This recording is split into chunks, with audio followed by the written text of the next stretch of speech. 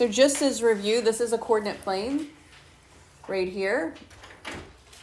It is divided by the x-axis, which one runs horizontally, and the y-axis, which runs vertically. And you have 4 quadrants.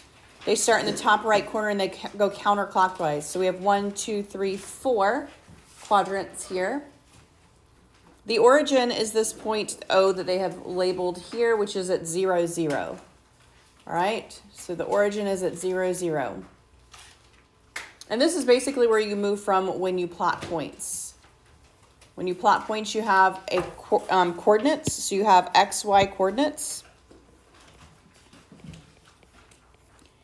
The x coordinate moves you left and right. And the y coordinate moves you up and down. And so when you're given a set of coordinates, then you just walk accordingly from the origin to wherever it is telling you to go. Almost like a map like they showed you in bell work. You're mapping it on this particular diagram. So we're going to use that today as we graph some things and as we get into more equations. All right, so the term relation can mean many, many things. They talk about if you were to search the internet, you would get something like a relative because they are a relation to you, someone related to you. It can mean a connection of a relationship. In math, it actually is broader. It's an association between any 2 items. And so we have, when we start doing charting, you have relations. And one of the ways that they start teaching this, which is a very good way to do it, is like you're at a grocery store. If you have an item and a cost, there is a relationship with the item versus how much you pay for it, right? And so they gave 3 examples here, gum, apple, and yogurt, and what those 3 things cost. So if you get an apple, you're going to pay 49 cents for it. That's what it is. And they're even more specific. This type of apple can cost one thing, or that type of apple can cost another. And so in math, specifically, a relation is an association between 2 sets. In this case, the set would be the food item compared to the price. That is the relation. The ordered pair here, while it's not mathematical in terms, you have the name of the item compared to the price of the item. And then as we looked on the coordinate plane, we had ordered pairs that were both numbers, the x value and the y value. That is a relation between those 2 sets, the x set and the y set. If you turn to page 188, you'll see that we have specific names for those sets. So any set of ordered pairs is a relation. They can represent these in certain ways. The first way is maybe something you've seen is a list of ordered pairs. They just name the set, typically with a letter, a capital letter will name the set. You'll see these little squiggly brackets. This is set theory or set notation. And then they will give you the set of ordered pairs, the relation, the x and the y, the x and the y, the x and the y, the x and the y. This is a list or a relation. Another way they can do it is a chart. So they basically just listed a column type form, the x column and the y column. And it is the same exact set, -3, 5. So the second way we were talking about that you can represent it is through a chart. And you will notice that these are the same exact ordered pairs, -3, 5, 2, 2, 2, 4. It's just written a different way. And then the third way that they're talking about right here, we have one more way, but the third way here is a graph, which is what we did yesterday. You can put it actually on the coordinate plane and graph them. So -3, 5, 2, 2, 2, 4, 4, -1. All right, and so multiple ways to represent the same exact relation. Some specific parts of the relation. The domain of the relation is the set of the first elements or the x coordinates. So if it were to say, give me the domain, which we're about to do, all they're asking for is the x coordinates. And just like that, the range is the set of the y coordinates. All right, and so when they ask for the range, they are asking for the y coordinates. And so if you look at this first example here, it says, state the domain and the range of A shown above. Well, A is all 3 of these. So you can do it however, you can look at any 3 of these and figure out what the domain and range is. The way you would write it It says D for the domain, R for the range. So I actually want a set. So you're going to say D, that's the set title or the set number that it is given. You're going to put an equal sign, and then you'll put the set notation, that little squiggly bracket there. And then you will list from least to greatest the domain. You do not have to repeat numbers. So let's say there was more than 1, 2, which is what they had up here. So we have in our X value, our domain, we have -3, 2, 2, and 4. You would not list 2 twice. You would just say -3, 2, 4 for the domain. They also want us to give us the range, which they told us to label R. So we would put R there.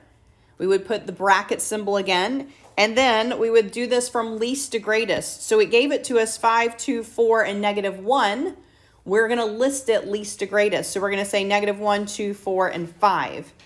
And so then you'll list it that way, -1, 2, 4, and 5, and then close that bracket. All right, so if it's asking for domain, it's asking for the X values, range is asking for the Y values. And you just list them least to greatest in set notation. So a fourth representation is a mapping diagram. It emphasizes the domain and range. This is also a good way just to see how they match up with each other. This does it with circles. I've also seen it with rectangles. So very often you will see it listed with rectangles like this for a mapping diagram. Let me draw a rectangle. All right. And they will just write domain and range above the rectangle. So rectangle or circle is fine. They do list it again, just like you listed it before. You do not repeat your numbers. So even though 2 is listed twice in the actual function or in the actual relation, we do not list it twice here. So we're going to list it from least to greatest, going down, whether you use the rectangle or the circle. And you will do least to greatest for the range. Once you have listed them, make sure they're labeled domain, range, all right? You want the domain on the left, the range on the right, and then you're just drawing an arrow from one to the other. So if you remember, our original list of A had -3, 5, 2, 2, 2, 4, and 4, 1. All right, that was our original list. So what you're going to do now is you are just going to draw an arrow from the domain to the range. So -3 should go to 5. And so you're going to take that -3 and you're going to take it from -3 down to, not that big, we don't want a huge line there, down to 5. All right, 2 goes to 2. It also goes to 4. So you're going to have 2 arrows coming off of 2. And then 4 goes to -1. So you're going to have that arrow going up there. And so that is your mapping diagram. And so it may ask it for many ways. It may say, graph these points on the coordinate plane. It may say make a mapping diagram. All right? So look below at that definition. A function is a relation in which each x coordinate is paired with one and only one y coordinate, okay? So the mapping diagram is actually an easy way to see if your relation is also a function, okay? A function is specifically one-to-one from x to y. It doesn't matter if y goes back the other way, but it does matter that from x you only have one y. All right, so if I look at this, my -3 has only one answer, right? It is 5. My 4 has only one answer. It is -1. But my 2 has 2 answers, 2 or 4. This specific relation is not a function. That is not a function. It is not one-to-one because this 2 goes to 2 different answers for the range. So if it is a function, your domains will all only have one answer. Now, 2 of your domains could go to the same range, but they will only have one answer. All right, so one way to think about a function is back at our example for the grocery store, right? So when you're at a grocery store, if you've ever done self-checkout, if your parents have ever done self-checkout, you take your item, right, and you scan it, it beeps, and it gives you a price. That little barcode is a function. That's what it is. because every single barcode has one and only one price, all right? If you get 3 loaves of bread that are the exact same type of bread, then you expect when you ring it up, if it is $2 for that bread, every single time you ring it up, it should say $2, right? If I ring up the same bread and one time it says $2 and one time it says $2.50, we have a problem, right? And that doesn't happen because it's a function. That barcode will only give me one answer for a price. Now, that doesn't mean that I could not buy a bag of cookies that's also $2, right? Another barcode could give me the same price. That's not a problem. That's still a function. But that one barcode should only give me the same price every time I ring it up.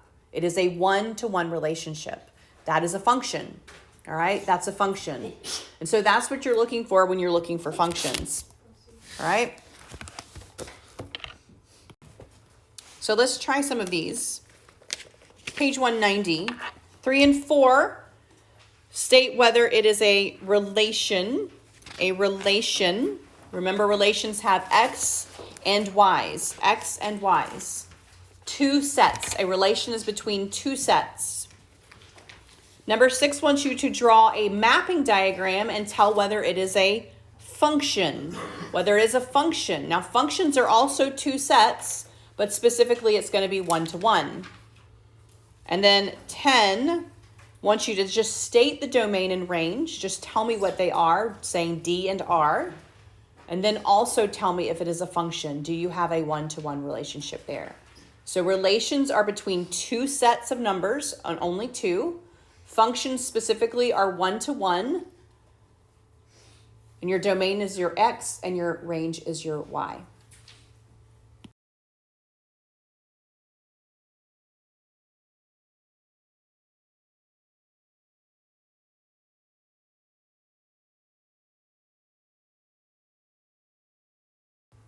State whether each is a relation. Do you have 2 sets of numbers on number 3? No, you have 3 sets, right? You have actually an X, a Y, and a Z, right? Relationship between 2 sets of numbers. This is between 3, so this particular one is not a relation. Number 4, do you have 2 sets of numbers there? Yes, you have an X and a Y, X and Y. This is a relation. Yes. All right. So this wanted you to do a mapping diagram. Your domain here is your X. You have -6, -3, and 4.